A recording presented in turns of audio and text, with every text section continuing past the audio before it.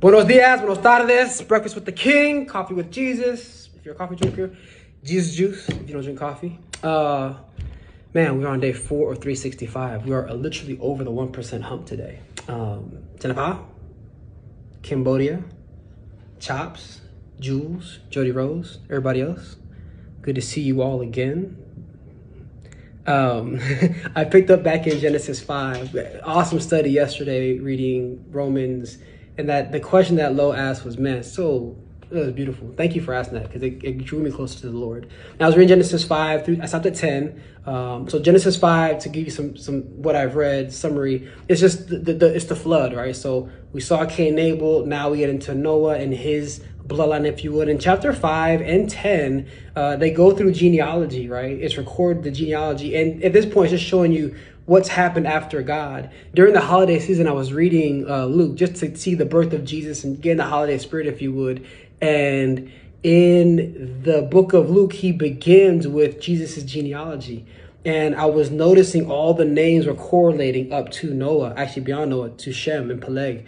And that was just a breath of like aha factor. Wow, he is the Messiah. He is truly from the bloodline of Adam. And secondly, I was just blown away by all the different stories of faith that are in that bloodline, in the genealogy. All these men and women who saw God with their own two eyes, i.e. Shem, who's the son of Noah. I'm reading this story going, man, Shem's watching his dad go through all of this nonsense in his mind, building an ark this big with no water, all of a sudden flood comes and God was right. And yeah, go figure. And that to me, it drew something in my heart.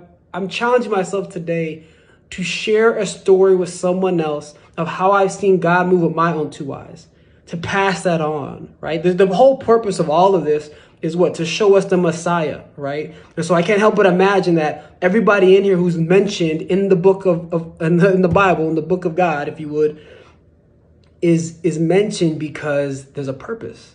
And in all of their case, their purpose was to get to Jesus's birth.